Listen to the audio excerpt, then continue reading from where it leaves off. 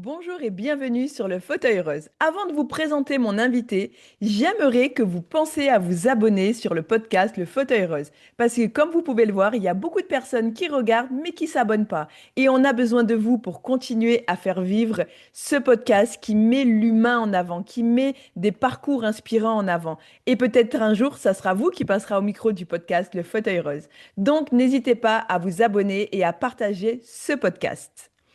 Aujourd'hui, j'accueille un auteur qui a longtemps travaillé dans la politique. Il a été publié par la maison d'édition Elaya, une maison d'édition très proche de ses auteurs et très humaine. Et ça, c'est ce qui correspondait parfaitement à Christophe Pantier, auteur de Duplicité et auteur de Fuir ce monde. Christophe, bonjour et bienvenue à vous. Bonjour Vanessa, merci de m'accueillir dans ce fauteuil rose. Mais c'est un grand plaisir, Christophe.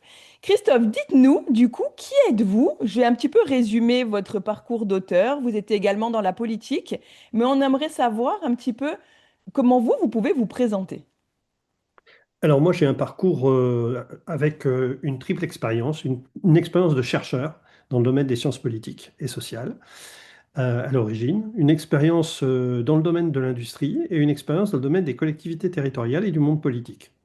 Donc tout cela m'a permis, ayant travaillé auprès d'industriels importants et d'élus importants de la République, de constater les comportements humains, de les regarder, d'analyser, d'observer. Donc c'était une expérience très riche qui m'a conduit à un moment à me poser la question effectivement de la duplicité, des mensonges, des trahisons, de ces petites choses parfois déplaisantes avec des stratégies personnelles et puis parfois des mensonges par omission.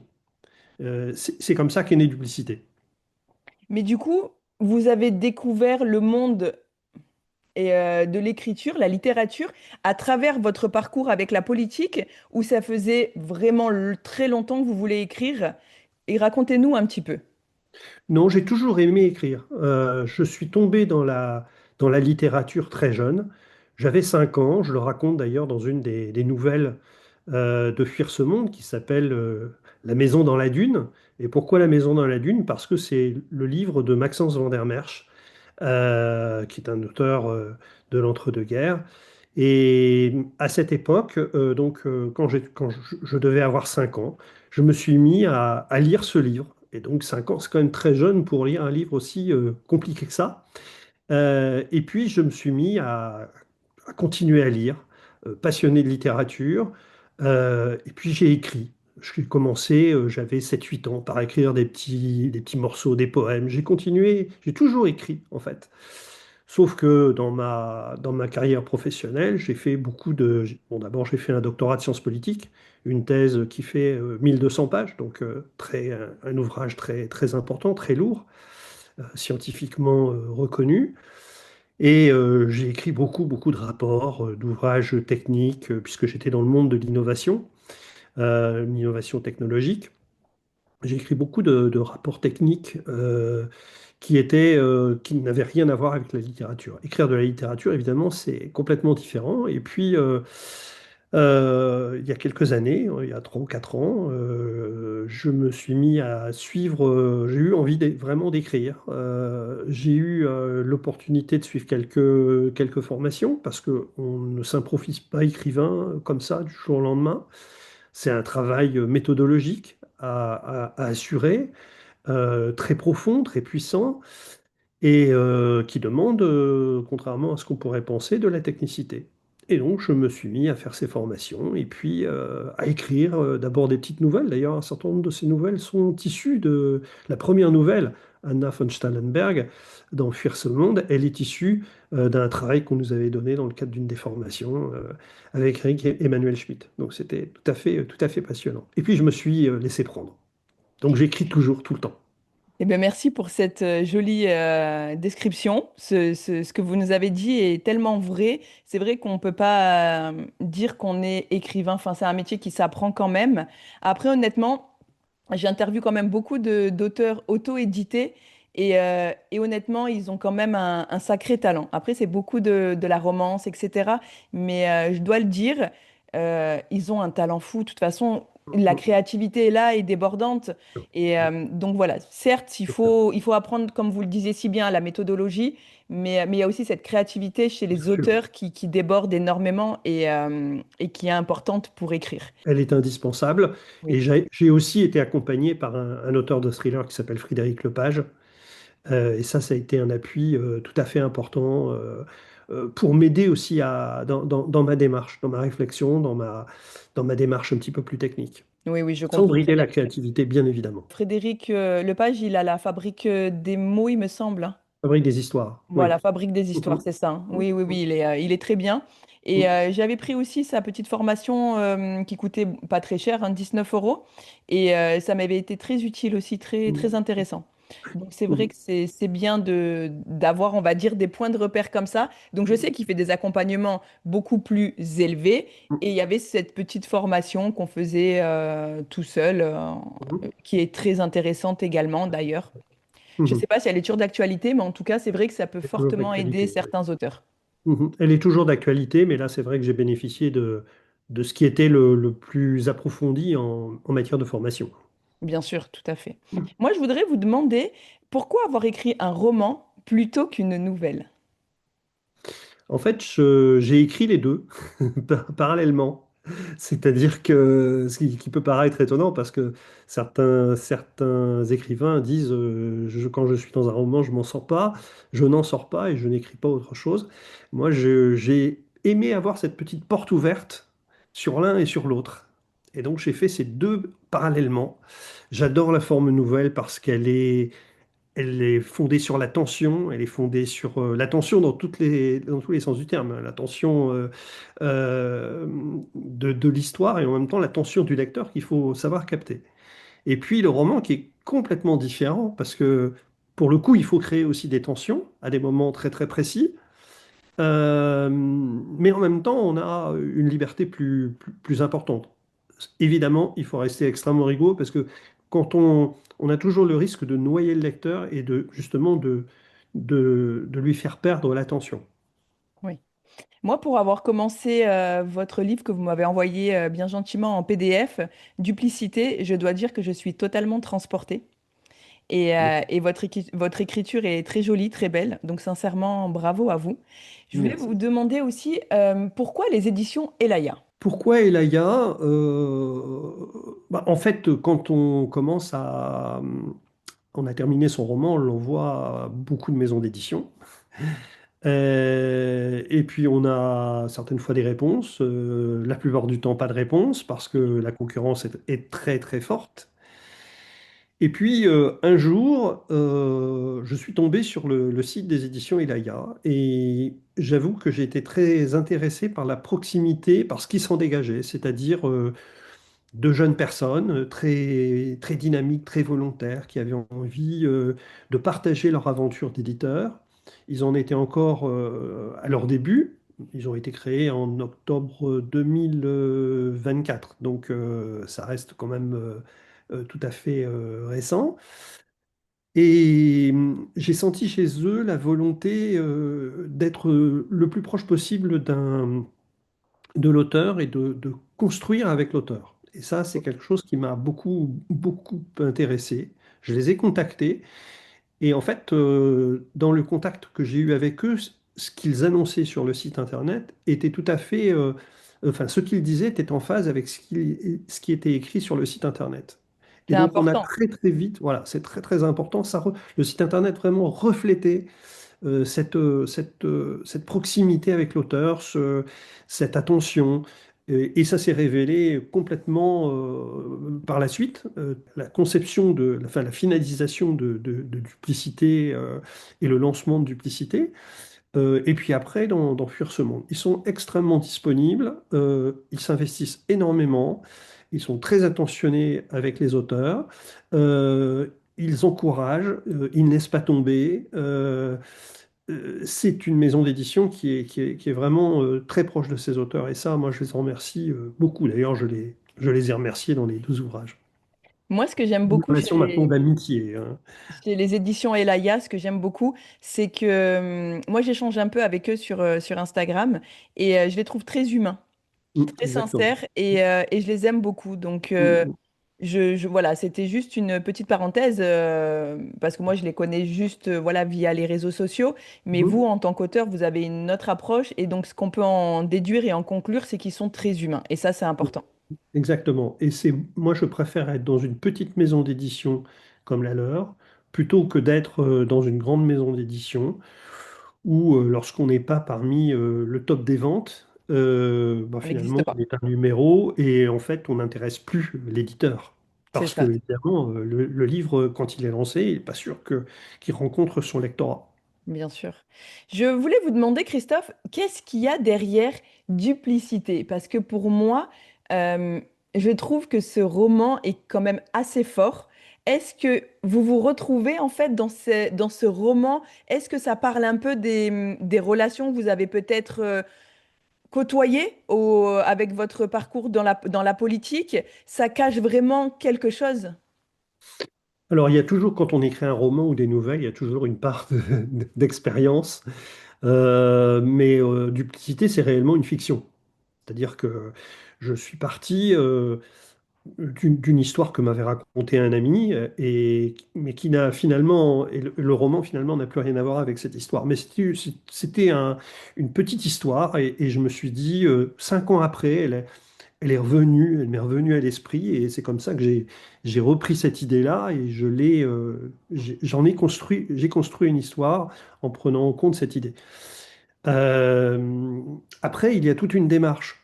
C'est-à-dire que moi, ce qui m'intéresse, c'est d'observer ces comportements humains, c'est de les analyser, c'est de regarder dans le détail, là où il y a cohérence, là où il y a incohérence. Et d'ailleurs, il y a une continuité finalement entre Duplicité et Fuir ce monde. On pourrait penser que ce sont deux ouvrages complètement différents, alors qu'en fait, euh, il y a une cohérence entre les deux. Et la cohérence, c'est quelque part ce texte de la Bible, du livre de Jérémie, qui dit Malheur à l'homme qui met sa confiance dans l'homme. Alors je poursuis, qui prend la chair pour son appui et dont le cœur se détourne de l'Éternel. Ce texte est tout à fait intéressant parce que il met en évidence finalement la nécessité d'une lucidité par rapport au comportement. Alors, ces comportements, je ne veux pas les juger. Et d'ailleurs, je le dis pratiquement à la fin du livre. Il ne s'agit pas, euh, et notamment à travers la présence en voix off de ce professeur de sociopsychologie de l'université de Dresde qui regarde constamment le comportement, les duplicités des uns et des autres dans ce roman. Il ne s'agit pas de juger, il ne s'agit pas de dire ce comportement est bien ou ce comportement est mal, mais il s'agit simplement d'observer pour prendre un petit peu de distance. Moi, j'aime beaucoup cette notion de distanciation critique par rapport par rapport aux faits, par rapport aux actions qui sont menées par les êtres humains. C'est une forme finalement de colonne vertébrale dans tout mon univers. Il s'agit de nommer ces comportements, de les analyser, de mettre en tension, et puis de comprendre tout cela avec finalement une forme de défiance. Tout à fait. Euh, Mais je voulais rebondir aussi sur, parce que je pense qu'on est quand même dans un monde où on peut pas, alors avec des guillemets bien entendu, mais on peut pas avoir la même personnalité, le même comportement. Personnalité, c'est quand même assez fort. Par exemple, avec nos enfants, avec vous, par exemple, là, comme je suis hum, actuellement, et quand je vais faire les courses, peut-être que je suis mal lunée, il y a quelqu'un qui m'a coupé la route et je suis énervée. Donc, comment on arrive, vous qui avez travaillé sur l'humain, à faire cette part des choses? Et pourtant, ça fait pas de moi quelqu'un qui a plusieurs personnalités ou quelqu'un qui change de personnalité. C'est peut-être aussi en fonction de l'humeur. Donc, j'aimerais bien avoir votre avis, vous qui avez travaillé sur l'humain une bonne partie de votre vie. hum. Bah, en fait, nous sommes des êtres extrêmement complexes. On peut avoir des attitudes très différentes, effectivement, d'un moment à l'autre. Néanmoins, il y a des constantes. C'est-à-dire que quelqu'un qui va être, va pratiquer la duplicité euh, aura toujours un comportement duplice, plus ou moins. Donc, c'est une Euh, faille plutôt alors. On explique par une faille. C'est alors, quelqu'un qui va jouer un jeu. une forme de faille. D'ailleurs, c'est intéressant ce que vous dites sur le terme faille parce que il y aura une suite à duplicité qui va porter sur les failles humaines. Ah, intéressant. Donc je reprends, je vais être dans cette continuité où je reprends, je suis en train d'y travailler, un des personnages, et je vais le pousser justement à révéler la faille intérieure qui va devenir une faille extérieure vis-à-vis du monde. Et donc il va être vu, bien évidemment. Le, l'art de la duplicité, elle existe notamment dans le monde du pouvoir, quels que soient les pouvoirs d'ailleurs. Tout homme qui a du pouvoir est porté à en abuser, hein, cette célèbre maxime Montesquieu. Elle montre tout à fait que le pouvoir, la duplicité, là, dans le monde politique, elle est érigée en système. Elle est érigée pratiquement en industrie, elle est érigée en art.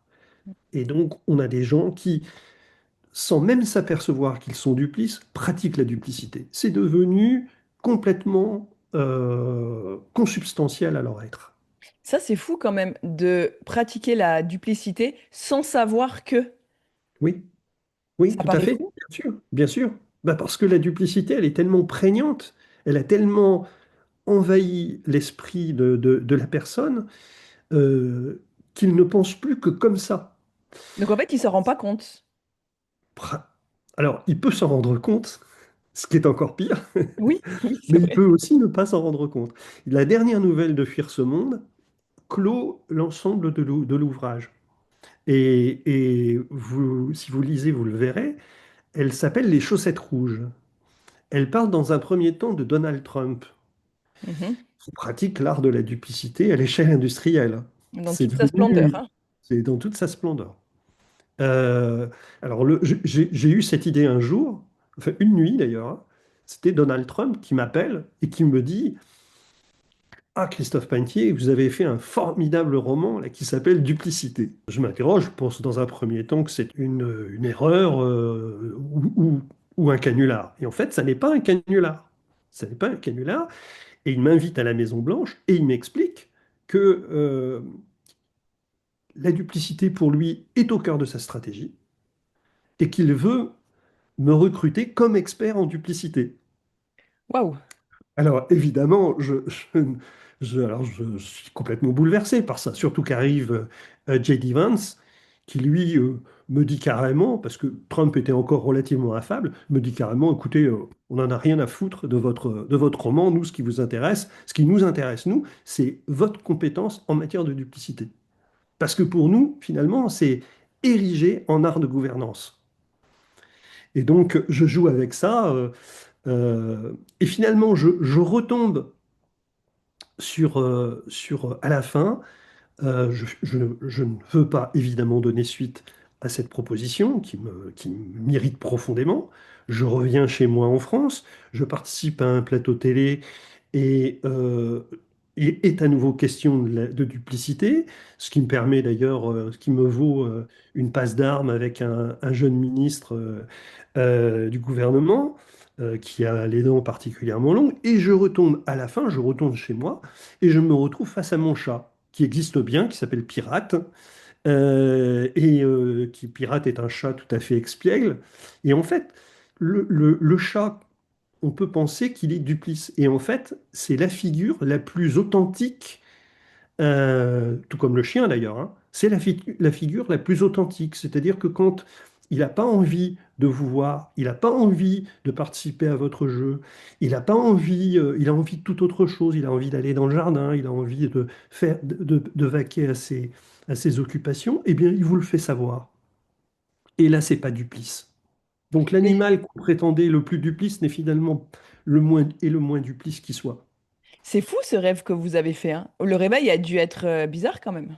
Ah oui, le réveil a été extrêmement bizarre. Oui, oui, oui, tout à fait, parce que je me suis demandé, bien entendu, c'était pas réel, mais j'ai eu besoin tout de suite d'écrire. Et alors, ce qui m'est apparu, parce que je n'ai pas trouvé la fin immédiatement, ce qui m'est apparu le plus directement, c'est cette image du chat qui finalement a envie de fuir ce monde. Et il n'a pas envie de fuir ce monde pour condamner les hommes, mais il a envie de fuir ce monde comme un échappatoire à la condition humaine et pour retrouver la liberté. Et ça, retrouver sa liberté avec cette forme de distanciation critique, c'est extrêmement important. C'est le principe même de la condition humaine.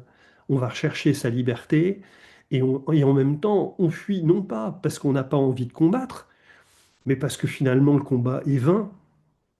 Comment combattre la connerie humaine, Oui, et finalement? puis en plus, on peut le retrouver dans énormément de choses, donc dans la politique, dans la Oui, vie personnelle, dans la dans vie la vie personnelle, professionnelle. tout à Donc fait. à des moments, il y a, je vais prendre un exemple un peu bateau, mais des couples qui sont mariés depuis 10 ans, 30 15 ans, 30 ans, et ils n'ont plus envie de se battre. Donc, ils Tout à préfèrent fait. arrêter parce que finalement, c'est vrai que je prends la vie de couple parce que c'est le modèle qui me vient le plus, mais quelqu'un finalement qui va rester en couple parce que, il y a son petit confort, du coup, là, c'est quelqu'un qui est duplice alors. Exactement, exactement. Et donc, le combat ne sert à rien finalement. Le combat, il va être extrêmement sanglant, il va être destructeur. Et donc, il faut rechercher les conditions de sa propre liberté. Moi, ce que j'appelle, c'est l'éthique de préservation, en fait. C'est l'éthique de préservation. On préserve sa liberté, ses choix, euh, et finalement, on ne va pas on ne va pas créer la guerre. Ça sert à rien, la guerre. Par contre, et finalement, la défiance, c'est une forme d'élan spirituel. Je reviens parce que je suis chrétien, je crois en Dieu, et finalement, pour revenir à ce que j'ai dit sur le livre de Jérémie, c'est presque un principe de vie. Ça ne veut pas dire que on n'aime pas l'homme, mais ça veut dire qu'on le prend dans ses ambiguïtés, dans toutes ses failles, qu'on prend une certaine distance par rapport à ce qu'il est pour être davantage libre. Et justement, le fait de comprendre autant les humains, ça vous rend plus méfiant ou au contraire plus confiant? Certaines fois, ça me rend confiant parce que je me dis, surtout en rencontrant de belles personnes, on rencontre de belles personnes, Mm. comme vous par exemple Merci. aujourd'hui. Ah, c'est gentil, merci beaucoup, Christophe. Mais on se dit, quand je vois la réussite de certaines personnes, quand je vois l'abnégation, par exemple des sportifs qui sont handicapés, qui font des choses absolument merveilleuses, qui combattent leur handicap avec une telle ténacité, quand je vois des chefs d'entreprise qui réussissent, quand je vois des artisans qui fabriquent des choses magnifiques, des créateurs, je me dis, mais ça c'est fabuleux, c'est l'esprit humain, c'est génial. Et puis en même temps, il y a la laideur. Il y a la laideur de gens qui sont jaloux, qui sont envieux, qui sont méchants, fondamentalement méchants, qui ne voient que par la guerre, par la violence. Donc je suis à la fois pessimiste et optimiste. Ça dépend finalement des situations. C'est vrai qu'on voit de tout, hein. Je trouve qu'en ce moment, les êtres humains dans la vie de tous les jours, moi j'adore l'humain, j'adore m'intéresser à l'humain. Je trouve que les humains à l'intérieur d'eux ont énormément de choses de jolies finalement et à comprendre. Mais dans une autre vision des choses, l'humain à des moments m'exaspère parce que je trouve qu'il est mal poli, tout lui est dû aussi. Et du coup, c'est vrai que, alors ça m'empêche pas d'adorer l'humain et de continuer à travailler avec l'humain. Je pourrais pas travailler autrement sans travailler avec l'humain. Mais c'est vrai qu'on se dit, mais mince alors, c'est compliqué parce que toi, tu es là, tu es gentil, tu cherches pas d'histoire à personne, tu bouscules quelqu'un, tu t'excuses, tu coupes la route, tu t'excuses. Et en contrepartie, tu as tous ces gens qui te coupent la route, qui s'excusent pas, dans les magasins qui te bousculent. Et du coup, c'est vrai que c'est agaçant. Et comment du coup réussir à, à passer au-dessus de tout ça? Et du coup, je vous pose la question, comment réussir à se dire, bon, allez, j'arrête parce que sinon, c'est quelque chose à se disputer trop souvent, tout le temps.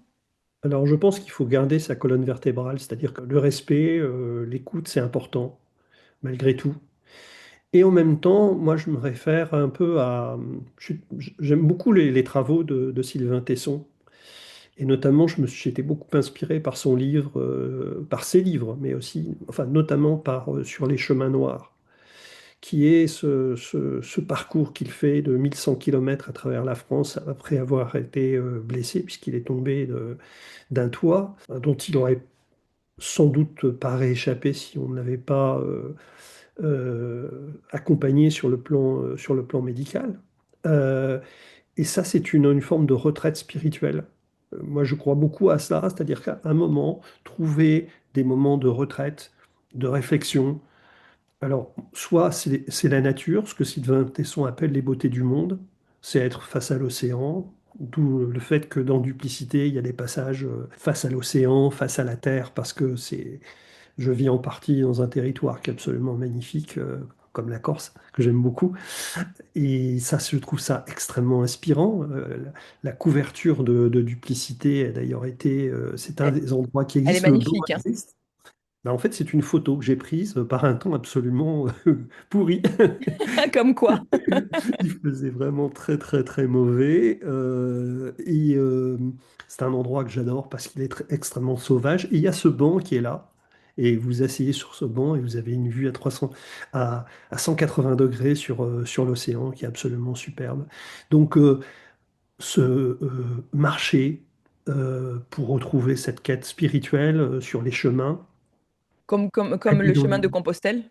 exactement comme le chemin de Compostelle, aller dans les chapelles, dans les églises. Moi, j'y vais pour prier, pour me ressourcer, pour trouver un lien avec Dieu, pour regarder la beauté, cette beauté qui a quand même été faite par des hommes dans des conditions absolument incroyables. On n'avait pas de technologie à l'époque, donc avec des œuvres d'art qui sont absolument magnifiques. Tout ça, c'est inspirant et c'est indispensable.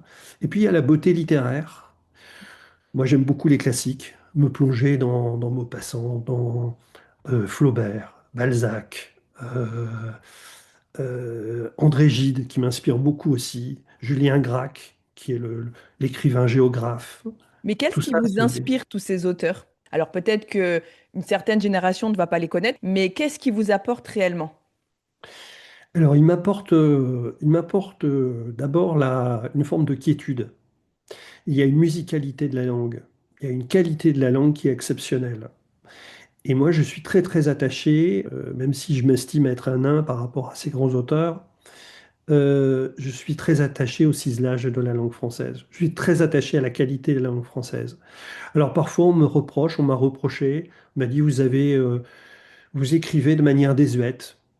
Bah oui, j'écris peut-être de manière désuète, mais en même temps, je suis très attaché à la langue de Chateaubriand, par exemple, Mhm. la langue de Maupassant. Et j'aime me plonger dans ces auteurs parce qu'il y a cette musicalité, parce qu'il y a une, il y a- ils m'apportent une quiétude, et puis ils m'apportent une réflexion sur l'homme, sur la société. Même si c'est passé, il y a quand même des constantes. On est dans une civilisation qui, euh, qui s'inscrit dans le temps. Et donc, c'est important de pouvoir trouver là aussi une forme de préservation. Je reviens à cette idée d'éthique de la préservation. Et puis, pour continuer à améliorer aussi les textes, parce que moi, je ne peux pas imaginer, on a parfois une injonction, très souvent de la part des éditeurs aujourd'hui, à vouloir écrire de manière tranchante, de manière saccadée. On est en mode thriller. Mhm. Ben oui, mais moi j'ai du mal à écrire uniquement en mode thriller. Il y a par exemple certaines nouvelles. Il y a une nouvelle qui s'appelle Rouge Obsession qui décrit un attentat terroriste. Là, j'adapte mon écriture à cet environnement qui est extrêmement dur, extrêmement violent. Mais j'ai besoin, je ne veux pas dissocier ça de moments justement de quiétude, de calme, où je vais être amené à décrire des paysages. Parce que pour moi, c'est important de trouver ça. Et je ne veux pas céder à cette forme, à cette injonction de les gens veulent des séries. En fait, on écrit comme on fait des séries. Il C'est faut tout vrai, de suite, dès les premières lignes, c'est vrai. attirer l'attention parce qu'il va se passer un drame, il Mhm. va se passer un, un accident, hein, d'une certaine Oui, manière. oui, oui, bien sûr, hein, c'est ça, hein. Euh, Christophe, je et vais vous demander, il me reste deux questions à vous poser. On a bientôt terminé. Je voulais vous Mhm. demander si vos livres laissaient justement une réflexion. Vous aimeriez que ça soit laquelle de réflexion que les gens se posent, Une réflexion sur les comportements humains, tout simplement. Et je voilà, pense tout que vous pouvez pas simplement. mieux résumer. C'est Tout exactement ça. simplement. Voilà. Et sur cette nécessité d'adopter une distance par rapport à ça. pour mieux se retrouver, pour mieux se ressourcer, et puis pour acquérir une lucidité par rapport à l'environnement dans lequel nous sommes et qui est quand même extrêmement fragmenté, extrêmement difficile. C'est super intéressant ce que vous venez de dire parce que le mot fragmenté, c'est exactement ça. Je trouve que vous pouvez pas faire plus juste. Sincèrement, bravo pour ça. Merci. Et un seul mot, si vous pouvez, ou deux mots bien entendu, mais que diriez-vous au Christophe de 20 ans? Pour Christophe de 20 ans, je lui dirais prends le temps. Je ferai référence à à ce livre qui s'appelle L'éloge de la lenteur. Parce que la vie va trop vite. Elle va J'aime très très très vite. Et, Merci Christophe de dire ça parce que sincèrement, justement, c'est ce que j'explique. Aujourd'hui, on est dans un monde où tout doit aller vite. Et c'est pour ça que j'ai créé aussi mon concept du 1%, parce qu'aujourd'hui, il faut que tout aille vite. Et en plus, on veut quelque chose, on désire quelque chose. Une fois qu'on l'a, on passe tout de suite à autre chose. exactement. Et Ouais. ça, vraiment, c'est important. Donc, merci de le souligner, sincèrement. Vous, Christophe, je vous remercie pour cette interview. Merci de Merci m'avoir Vanessa. accordé votre temps. Merci Vanessa. Merci beaucoup. Merci à Un vous. très agréable moment. Pareil, sincèrement, c'est passé un bon moment. J'ai appris beaucoup de choses. Moi qui adore l'humain, vous m'avez encore beaucoup plus inspiré et vous m'avez fait comprendre que finalement j'étais vraiment dans la bonne voie avec les humains. Donc merci pour ça. Nous pouvons retrouver vos livres du coup sur le site de la maison d'édition Elaya ou Oui. alors en commande et un peu Sur partout. Amazon, Amazon, Cultura et dans toutes les bonnes librairies. Très bien. Merci beaucoup Christophe et je vous dis Merci à bientôt. Vanessa. Merci à Merci, vous à Christophe. bientôt. À Merci. bientôt. Au revoir Vanessa. Merci.